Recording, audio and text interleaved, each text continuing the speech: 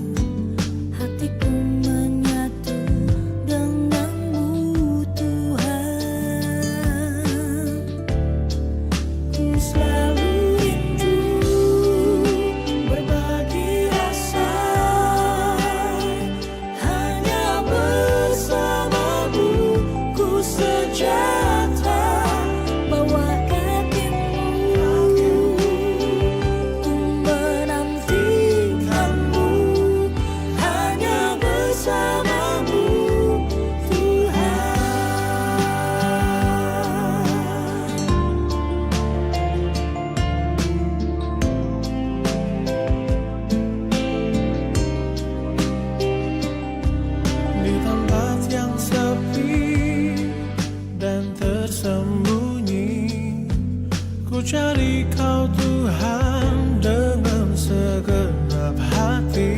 Di dekatmu sungguh beri kedamaian, hatiku menyatu denganmu Tuhan.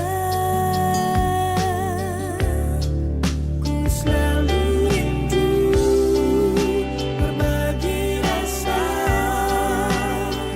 hanya bersamamu, ku sejahtera bawah kakimu, menantikanmu hanya bersamamu Tuhan.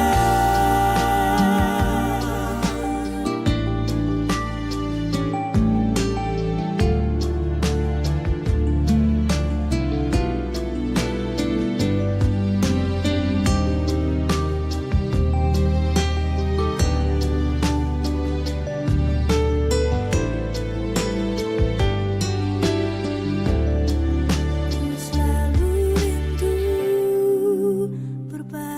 rasa hanya bersamamu, ku sejahtera bawah kakimu, ku menantikanmu hanya bersamamu Tuhan. Ku selalu rindu berbagi rasa hanya bersamamu, ku sejahtera bawah kakimu, ku menantikanmu hanya bersamamu. Selalu rindu berbagi rasa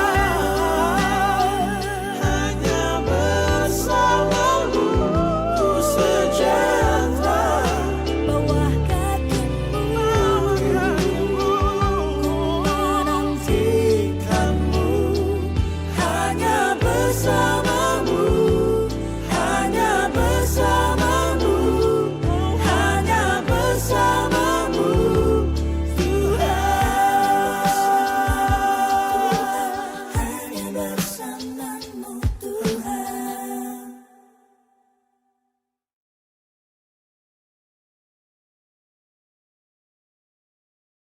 Bapak Ibu Saudara, kita akan merenungkan firman Tuhan melalui saat teduh 4B GKI Residen Sudirman hari Jumat tanggal 15 Juli 2022 dengan tema hidup berkenan di hadapan Allah. Bapak Ibu Saudara, siapakah yang memenuhi syarat untuk berada di hadapan Allah?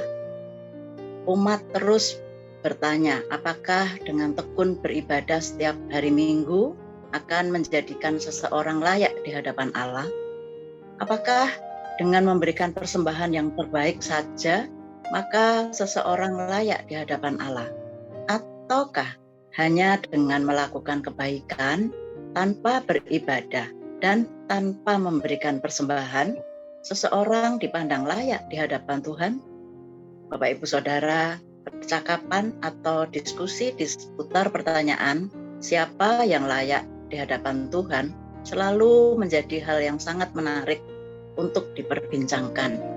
Yang terpenting, perbincangannya harus sejalan dengan pertanyaan, apa yang bisa saya lakukan agar hidup layak dan berkenan di hadapan Tuhan? Karena pada akhirnya hal itulah yang terpenting. Bapak Ibu Saudara, firman Tuhan yang mendasari perenungan kita pagi hari ini diambil dari kitab Mazmur 15, akan dibacakan oleh Bu Monica. Sebelumnya mari kita mohon tuntunan Roh Tuhan, kita berdoa.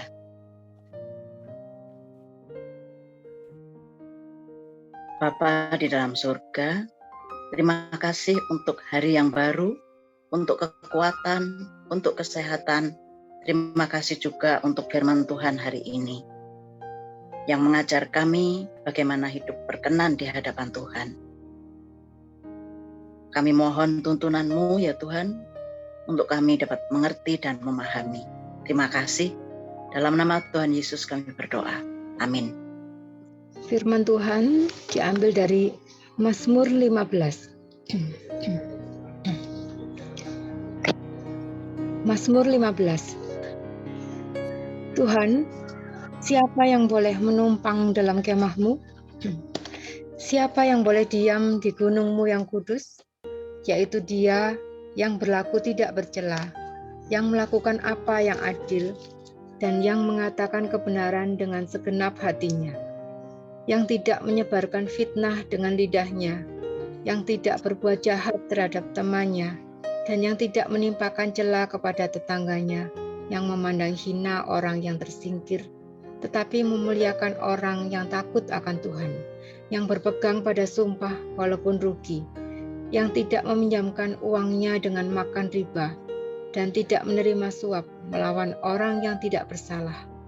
Siapa yang berlaku demikian tidak akan goyah selama-lamanya. Demikian firman Tuhan. Terima kasih Bu Monica. Bapak Ibu Saudara, Daud dalam nyanyiannya mengajak umat Allah untuk merefleksikan sebuah pertanyaan penting. Siapa yang layak di hadapan Allah? Dalam konteks rumah Allah atau kemah suci, pada masa itu umat Allah dan para imam telah diatur letak dan tempatnya.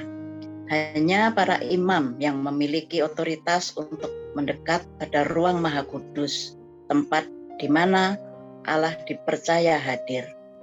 Hingga dalam persepsi umat Allah pada zaman Daud, seorang yang layak di hadapan Tuhan hanyalah para imam. Namun, apakah hanya para imam? Pertanyaan Daud memperluas perspektif umat untuk melihat jauh lebih luas mengenai siapa yang layak di hadapan Allah. Bukan hanya dalam konteks ibadah ritual, namun juga kehidupan sehari-hari.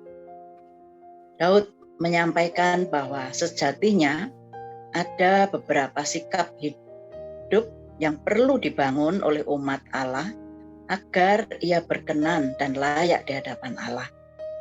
Sikap hidup yang dimaksudkan oleh Daud di antaranya menjauhkan diri dari hal-hal yang tercela, bersikap adil, bertutur kata yang benar, dan tidak menyebar fitnah, tidak berbuat jahat kepada sesamanya, selalu menepati janji, dan tidak melakukan korupsi, tidak mencari keuntungan dari sesama yang berkesusahan.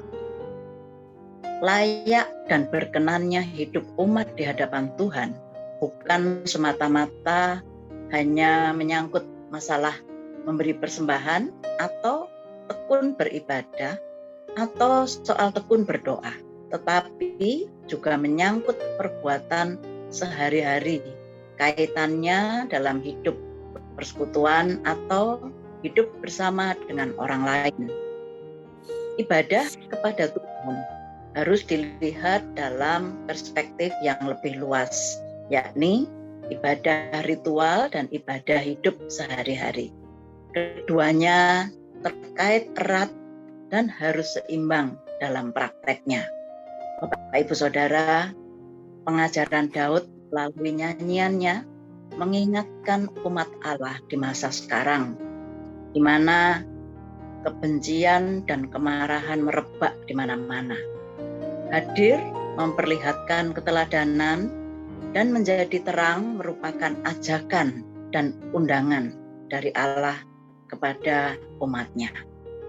Umat didorong untuk menghadirkan damai sejahtera di tengah kehidupan melalui tindakan dan perbuatan sehari-hari. Agar di tengah krisis moral, umat Allah tetap melakukan kebenaran dan membangun sikap hidup positif. Mari kita merenungkan. Praktek hidup beriman sesungguhnya tidak bisa dilepaskan dari iman itu sendiri. Yakobus dalam suratnya mengatakan, iman tanpa perbuatan pada hakikatnya adalah mati. Demikian juga sebaliknya, perbuatan merupakan reaksi konkret dari iman, dan iman merupakan dasar dari segala tindakan dan perbuatan. Mari kita berdoa. Bapa di dalam surga, terima kasih untuk firman-Mu pagi hari ini. Tolong kami ya Bapa agar kami hidup seturut dengan firman Tuhan dan menjadi teladan bagi sekitar kami. Tolong kami ya Tuhan untuk dapat melakukannya. Di dalam nama Tuhan Yesus kami berdoa dan mengucap syukur. Amin. Bapak, Ibu, Saudara, kita akan merespon firman Tuhan pagi hari ini. Kita akan membangun kapasitas diri dengan mengikuti pembinaan, pendalaman Alkitab, peribadahan hari Minggu, dan kebaktian doa sektor, serta tekun membaca Alkitab setiap hari. Tuhan menolong dan memberkati kita semua. Amin.